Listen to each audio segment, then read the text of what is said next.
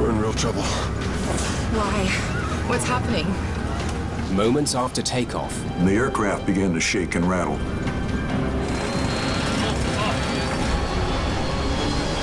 We're going down, Larry. I know it. a 737 plunges into the frozen Potomac River.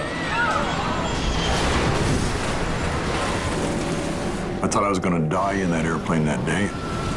A Washington news team captures breathtaking video. It's not fair. This woman's gonna die right in front of us. The images shock the nation. With limited evidence to go on, That don't seem right. The recorder doesn't tell you anything about the engines. Forward. investigators need to try something new. Forward. Lose the crew voices. They turn to an ingenious plan to solve the mystery of Air Florida Flight 90. He should have trusted his instincts.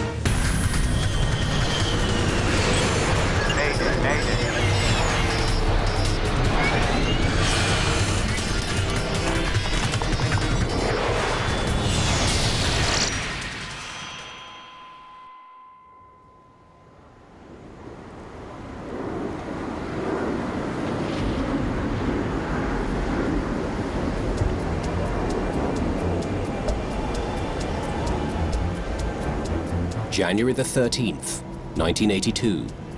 Planes at Washington's National Airport are snowed in. The weather conditions that day in Washington, D.C., and particularly out at National Airport, were very difficult. It was snowing and it was cold. It was down around 24 degrees Fahrenheit. It was a rather miserable day, and as the day progressed, the snow increased. It's 2:15 p.m. The 74 passengers on board Air Florida Flight 90 should be in the air by now. But their plane is still at the gate. We should have rebooked when we saw the weather. We might still make it. Joe Stiley is a businessman and private pilot. He and his secretary Nikki Felch are traveling to Florida on business. By and large, everybody realized that it was one of those days. It was a snowy day. The chances of getting out were 50-50 maybe. Airport crews are working to clear the snow. For now, no one takes off or lands.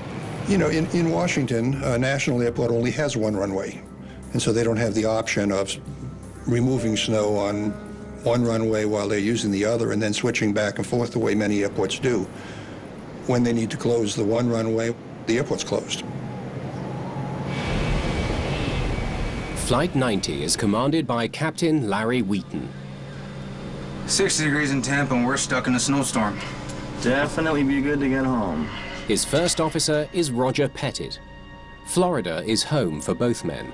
We know passengers hate delays. They just hate them. Well, the pilots hate them too, and the air traffic system hates them, because it's just a massive inconvenience for everyone. Also on board, Bert Hamilton, a purchasing manager from Maryland. He's heading to Tampa on business. Priscilla Tirado is moving to Florida to start a new life with her husband Jose and their infant son.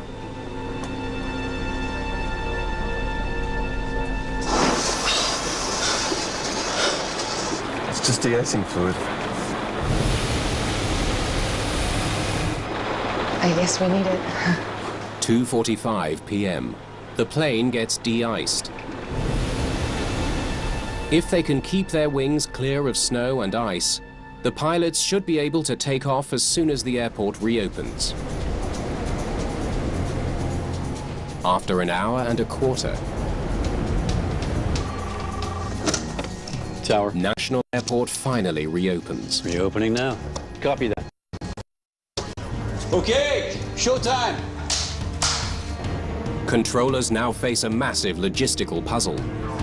Eastern 133, taxi into position and hold. Eastern 133, position and hold. There are more than 20 planes waiting to take off or land. There would have been a lot of people talking at once trying to figure out, you know, when am I going to get released? When am I going to go? Greenland 1625, turn left, taxi and hold. Winds are 010 at 10. That's the kind of thing that creates a lot of anxiety in the air traffic control tower. 804, we clear to land. Stand by, please, 804. You've got 40 or 50 airplanes on the ground, and they're all trying to be the first one out. Eastern 1551, keep it at reduced. That puts an extra strain on both the ground handling folks and also up in the control tower. Okay, Palm 90, you'll be falling in line behind Apple DC-9. Palm 90. Behind that apple, I guess. Captain Wheaton will take off behind a New York Air DC-9.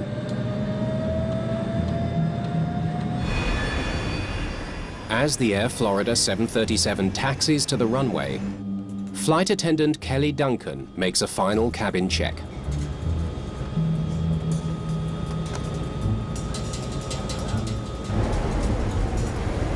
Apple 58, cleared for takeoff. Traffic's 3 south. For the runway. Apple 58, takeoff. I think we might get to go here in a minute. Ought to get to work.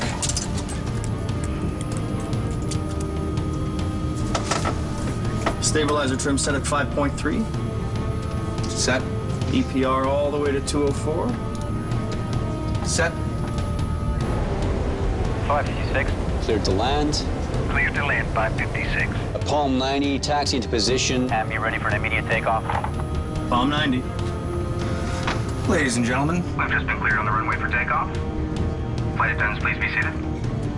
We got something over the loudspeaker from the crew indicating that we were scheduled for departure.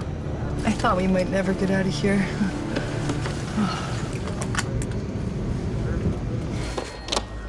Palm 90, cleared for takeoff. Palm 90 cleared for takeoff. your throttles. Okay. Today, First Officer Pettit will be flying the plane. Captain Wheaton will monitor their instruments. The engines spool up quickly. Oh. Ooh. Really cold here. Real cold. The plane soon has enough power to accelerate down the runway.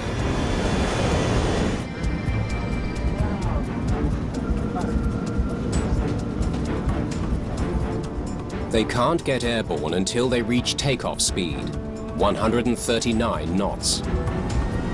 God, look at that thing. That don't seem right. Does it? Yes, it is. There's 80. Huh? Maybe it is right. 120.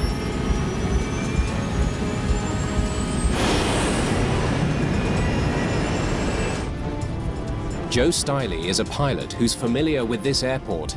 He can tell that something's wrong. I got real nervous about halfway down the runway.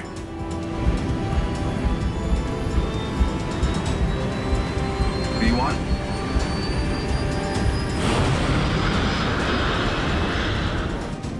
When the plane lifts off, Stiley's sense of doom gets worse. When we got airborne, almost instantly it was clear that that aircraft was not flying normally. And I turned to Nikki and I said, we're in real trouble. Why? What's happening? All of the dishes, cups, glasses that were in the galley started to rattle, shake, and make a very loud noise.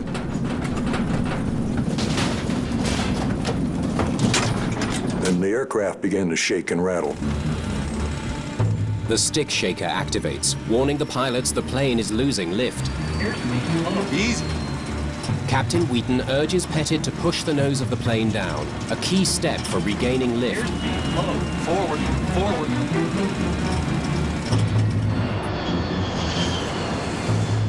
Joe Stiley prepares for the worst. Just do what I do.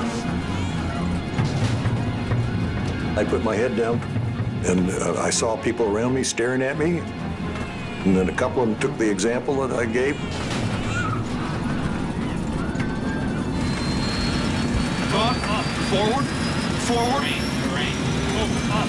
Barely climb.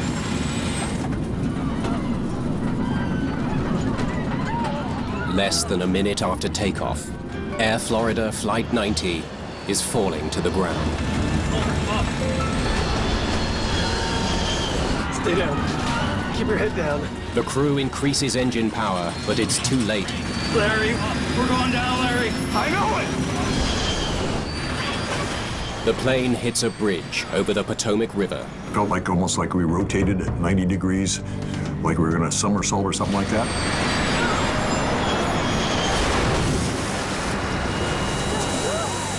And then we hit the water, and that was a real impact, much greater than the one with the bridge.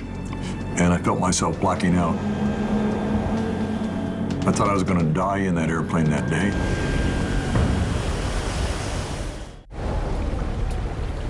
Air Florida Flight 90 is sinking beneath the ice of Washington's Potomac River. When I regained consciousness, I was actually sitting upright in my seat, and the water was starting to come into my mouth and nose. I had a broken foot, broken ankle on both sides.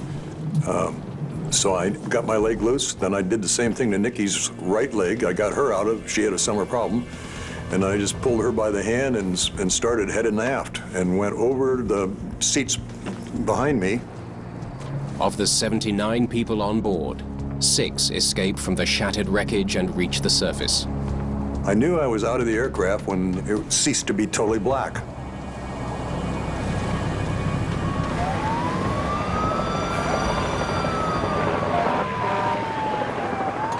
The plane has left a trail of destruction on Washington's 14th Street Bridge. 4 people were killed in their cars. 4 more were seriously injured as the 737 slid from the bridge into the river below. The fate of the passengers and crew is still unknown.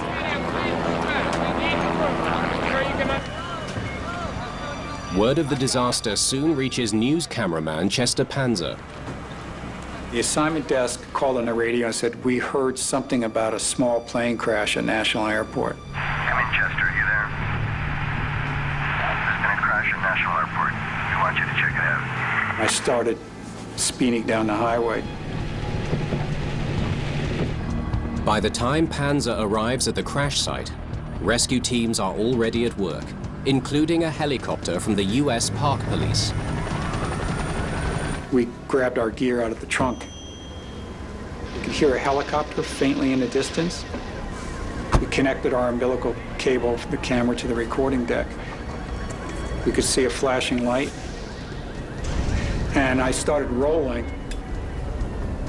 And the first thing I saw was someone being loaded into an ambulance. It's Bert Hamilton, the purchasing manager from Maryland.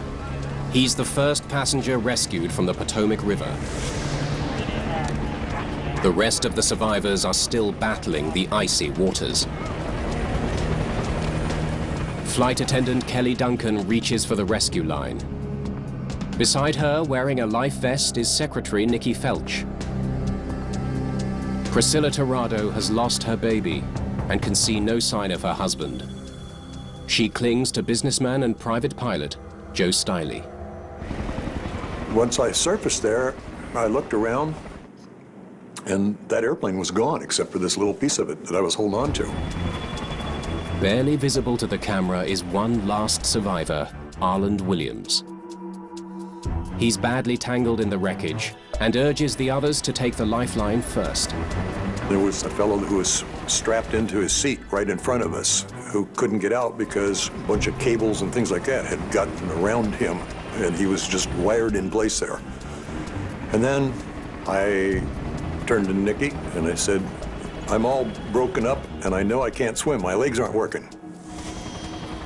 There was a big gaping hole in the ice with big cracks, and it looked like someone had taken a baseball, thrown it through a window. I looked up and there were probably, it seemed like 10,000 people up on that bridge and along the sides of it looking at us. And we were out there freezing to death. All those people standing up there and nobody could do anything. The river is near freezing and filled with thick ice.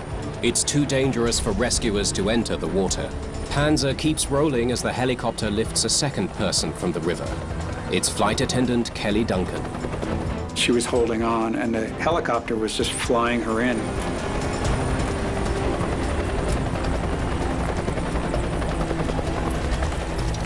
In the numbing cold, Joe Stiley does his best to help two other passengers, Nikki Felch and Priscilla Tirado.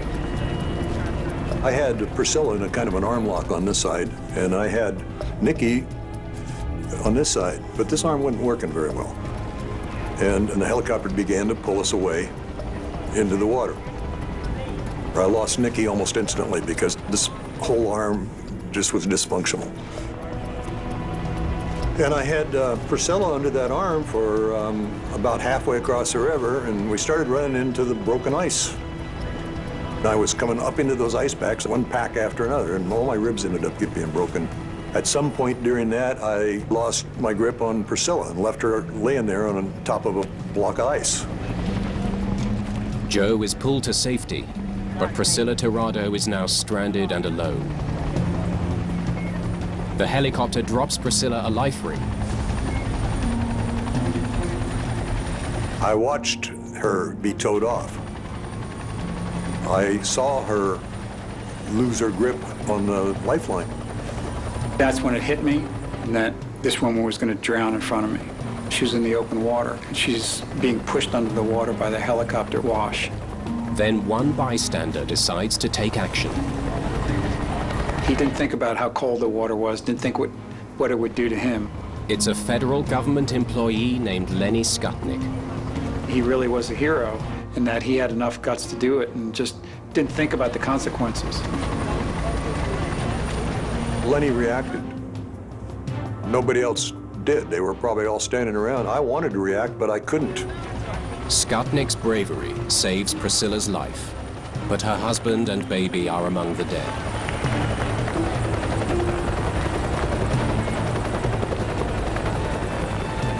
And the paramedic reaches out and grabs Nikki Felch, and he just grabs a hold of her, hoists her up onto the skid the best he can. And he's not even secured into the helicopter. He's basically balancing himself, so it's pretty amazing.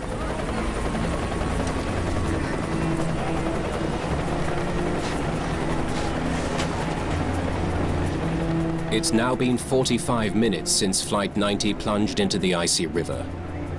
Too long for anyone to survive in the freezing water. Nikki Felch was the last one to be pulled out of the water. Only 5 people make it out alive. The press has to move back now, too.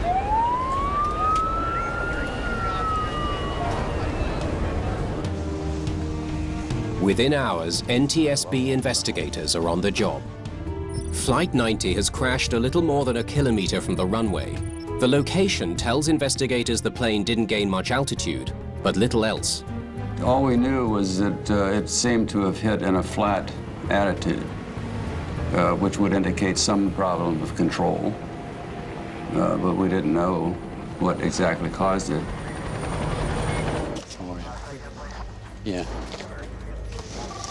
At the airport, they gather as much information as they can. It was quite a day, snowing pretty hard at times. About how the weather affected the flight. So we were closed for about an hour and a quarter while they cleared the snow off the runway. The first thing you look at is the weather.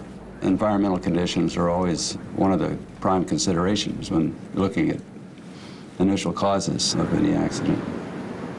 Investigators learned that Flight 90 was delayed for more than an hour while the airport was closed. If ice and snow built up on Flight 90's wings during the delay, it could have prevented the plane from climbing. Ice and snow can interrupt the flow of air over the plane's wings, decreasing lift. The importance of de-icing the aircraft is very paramount. Even a small amount of contamination can affect the performance of a wing, whether it's a light aircraft or a heavy aircraft.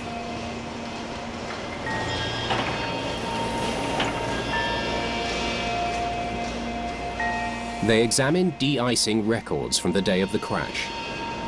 They were very, very interested in how efficient that de-icing had been.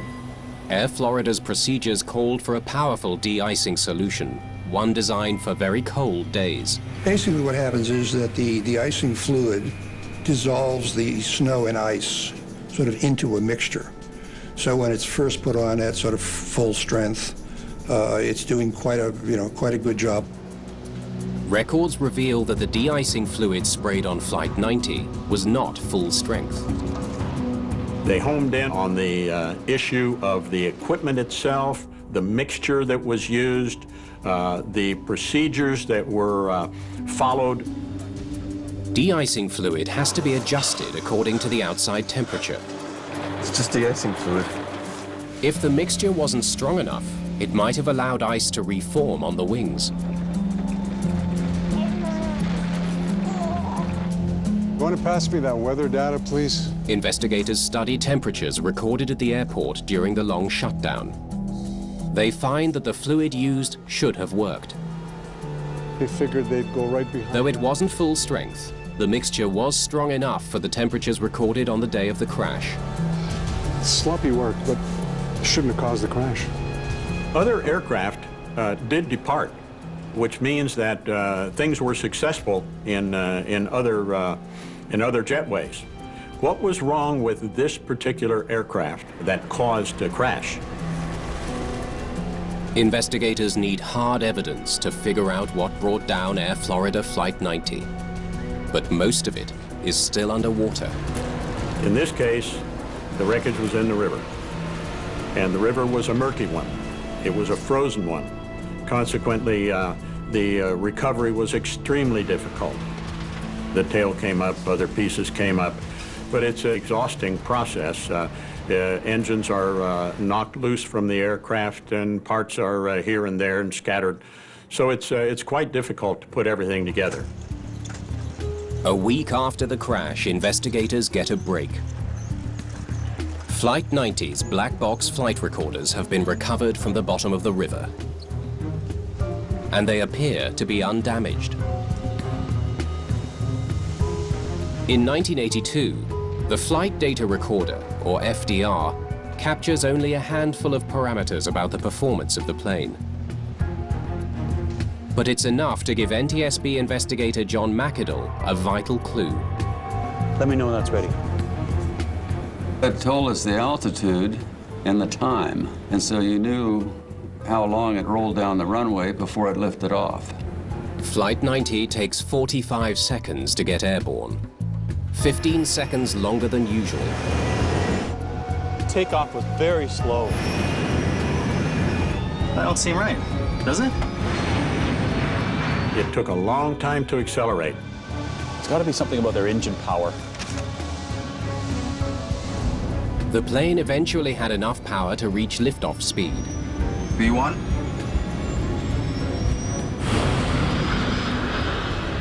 But it did not have enough power to climb. It didn't climb in a normal way. So obviously, there was something wrong with the amount of the power. It's an intriguing clue, but the FDR doesn't have enough information to reveal what the problem was. The recorder doesn't tell you anything about the engines, or what their RPM is, or what they're doing. McAdle hopes the cockpit voice recorder will provide some answers.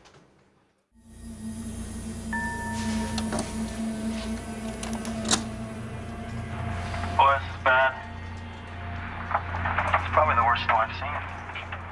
The pilots of Flight 90 comment on the wintry conditions as they taxi in line behind a DC-9. It's been a while since we were de-iced. Tell you what, my windshield will be de-iced. Don't know about my wing. McAdle listens as Wheaton and Pettit discuss removing ice from their plane's wings. Oh, all we really need is the inside of the wings anyway. The wingtips are gonna shuck all that other stuff. They know that returning to the gate to be de-iced again would mean another long delay. If you have to leave the line, you're going to come back and have to rejoin a big line of aircraft waiting departure. So that's one of the issues that weighs on a captain's decision as to whether to depart the line up or not. Gonna get your wing now.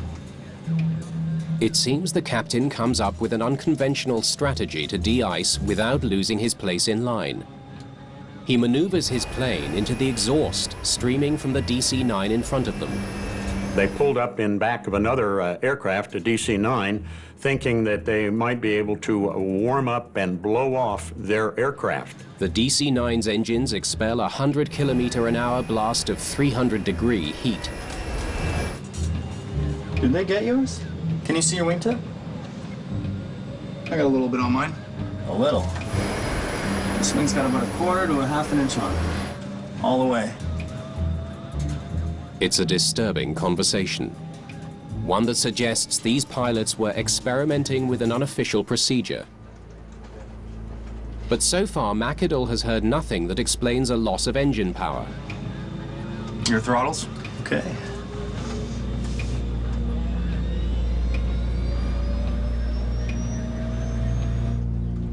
Then he hears something chilling.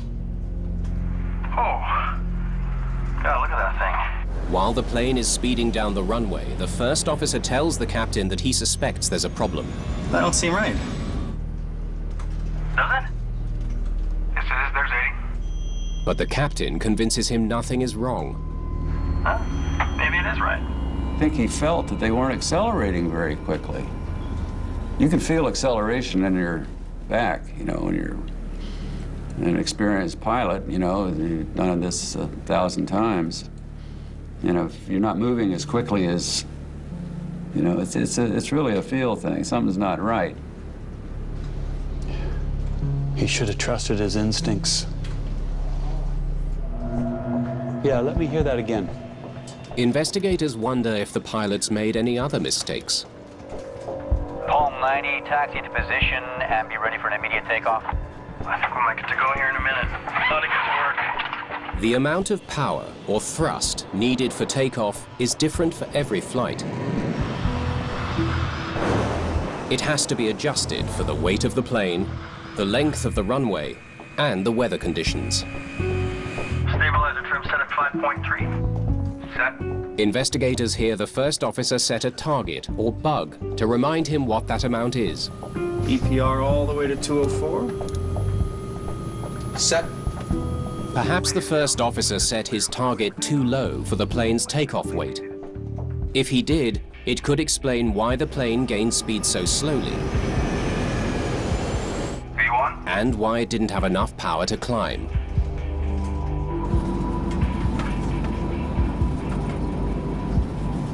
The engines could have been running, but not with enough power or thrust to maintain the airspeed required to get the lift that you needed to stay off the ground. The weight of the plane was recorded before the flight. Investigators use this to calculate how much power Flight 90 needed to get safely off the ground. Everything checks out. They weren't overweight. Come on, I've got an idea. With little data from the FDR, McAdoo comes up with an unusual way to analyze the power coming from Flight 90's engines. I don't recall it ever being used in any other accident or available for any other accident. He hopes to figure out how much power the engines were providing by analyzing the sound they made. Jet engines contain turbines that make different sounds depending how quickly they're spinning. When the engine needs more power, the turbine spins faster, and the frequency of the sound changes. You ready to go? Yeah. The sound of Flight 90's engines should tell McAdoo how much power they were generating. And thanks to the unique design of the 737, with its engines mounted close to the cockpit, he already has a recording of the sound he needs. It's unique in that the sound of the engines is recorded in the background on the cockpit voice recorder. They play back the cockpit voice recorder in a soundproof room. 120.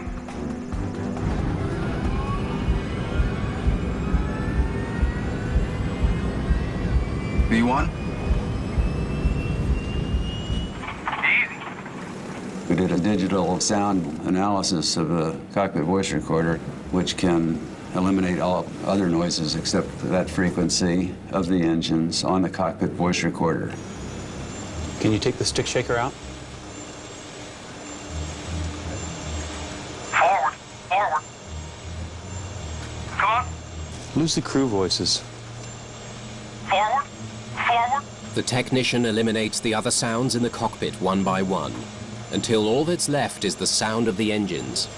It's a pretty scientific and detailed issue to look at blade passing frequencies and outside noise and compare it to a normal takeoff. But all this was done by the flight recorder specialists and technicians.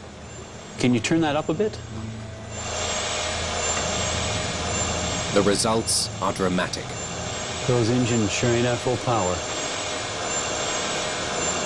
The sound analysis indicated that the engines were running at a speed that would produce about 70% power.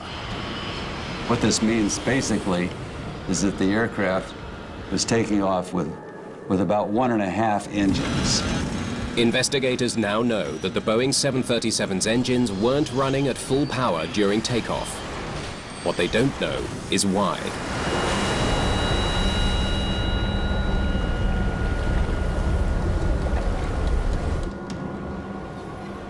A key piece of wreckage may hold the answer. It's the engine pressure ratio gauge, or EPR, which is connected to a sensor at the front of the engine. It measures the increasing pressure of air passing through the engine to calculate thrust. Your throttles? Okay. The gauge tells pilots when they have enough power to climb. If it was malfunctioning, it might have given the crew a faulty reading. It's a real-time physical indicator of thrust. The first officer had doubts about the EPR gauge. God, look at that thing. That don't seem right. Does it? But the captain made the mistake of focusing only on his speed. Yes, it is. There's 80. Well, maybe it is right. A close examination of the EPR gauge reveals something strange. Can't be right. The needle of the gauge is frozen in its final position, and it's displaying an impossible reading. They indicated the engines were producing more power than the engines were capable of producing. That was a huge red flag. Your throttles? It now seems likely that the gauge was showing the wrong reading throughout the short flight. The question is, why? Pilots were seeing more power than they were getting, so what would have caused that? Here. Investigators begin to suspect that the weather may have played a role in the accident after all. They focus on the EPR sensor at the front of the engine. If the tiny sensor was blocked with ice and snow, it might have sent incorrect data to the cockpit. I think we're going to need another plane. McAdoo has no hard evidence that the sensor was blocked, but he decides to follow a hunch. I got a hold of another 737 because I already suspected the engine pressure ratio gauges. He uses a piece of tape to simulate the effect of ice blocking the engine sensor. He recreates the actions of the pilots on the day of the flight. Okay, start her up. And he records the sound of the engines from inside the cockpit. Keep throttling up. He increases power until the engine gauges match the target set by the crew of Flight 90. Got it. Let's see if I'm on the right track. Blocking the sensors on the test flight should create the same reduction in engine performance as on Flight 90. Both engines should sound identical. Okay, let's see what we've got.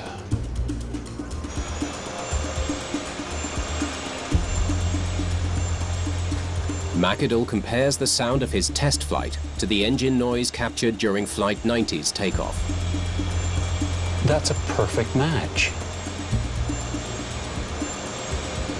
So I concluded that both engines were blocked with something, probably ice. but they were blocked, and the pilots were reading what was required for engine thrust, but that's not what they were getting. Investigators are convinced the crew failed to give the engines more power because the iced-over sensor led them to believe they already had enough. By the time they realized their mistake, there was no way to stop the crash. They did apply full power, but that was only about 5 seconds before impact. It was too late. The 737 has an engine anti-icing system that uses heat to keep the sensor clear of ice.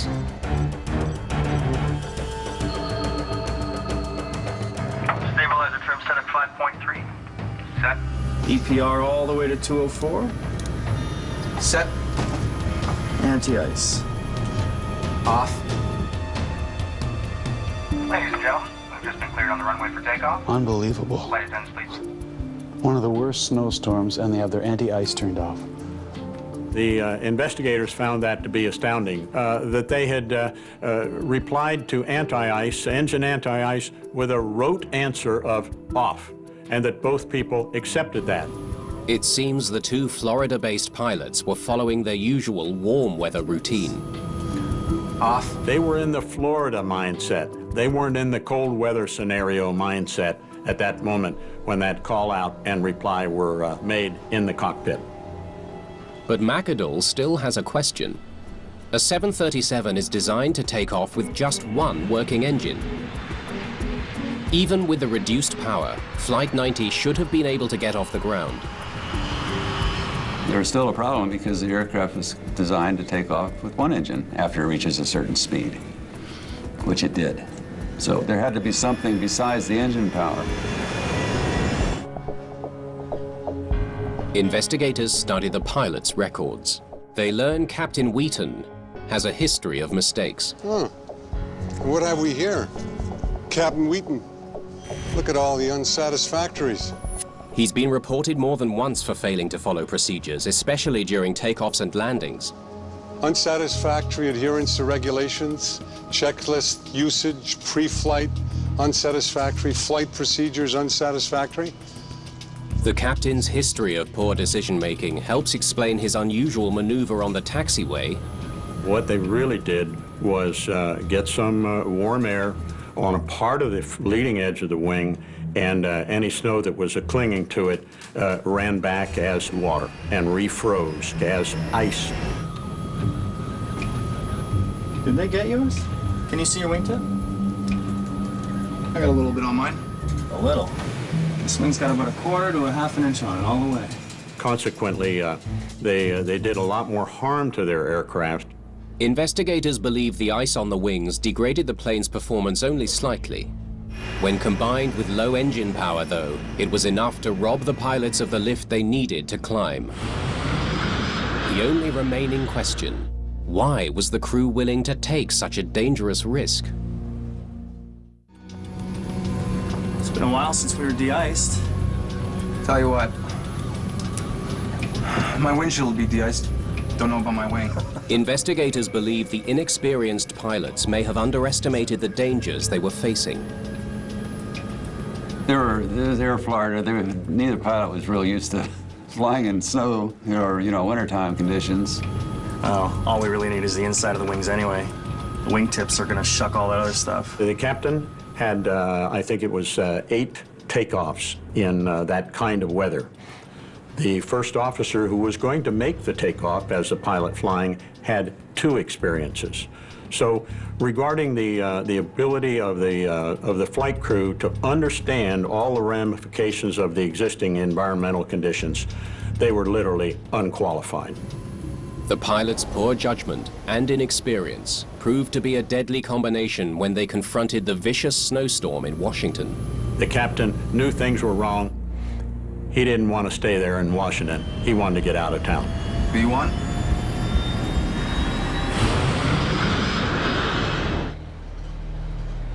The NTSB's John McAdoo has uncovered the precise sequence of errors that led to the fatal crash. Your throttles? Okay. Pettit begins pushing the thrust levers forward, aiming for the target of 2.04 EPR. Because the EPR sensors are blocked with ice, the gauge shoots up quickly and gives the crew a false reading. Oh. The Air Florida pilots are unaccustomed to winter flight. Really cold here. Real cold. And attribute the unusual engine behavior to the cold. We hear the co-pilot articulating concern. God, look at that thing. That don't seem right, does it? And yet it's not acted upon by the captain. Yes, it is. There's 80. The captain should probably have said, hey, wait a minute, let's abort this takeoff and let's figure out what's wrong with these engines. V1?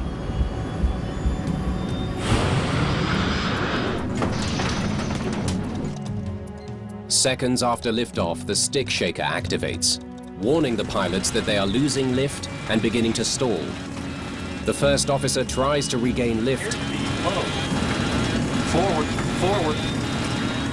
But with ice on his wings, it's impossible to recover. If they had applied power about 10 seconds earlier, they could have flown through it. We're going down, Larry. I know it.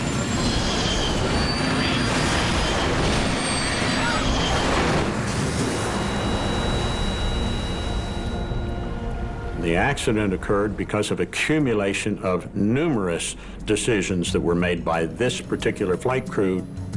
It became apparent that whoever was flying that airplane wasn't doing it properly, and I knew that halfway down that runway. And I thought, what a shame, because we're all going to get killed. And most of us did.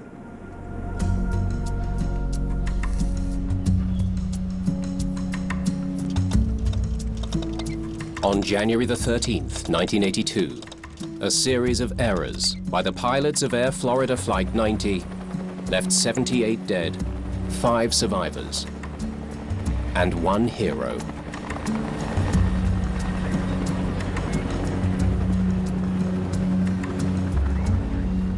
For his brave rescue of Priscilla Tirado, Lenny Skutnik is honored during President Ronald Reagan's State of the Union address and is given a standing ovation from Congress.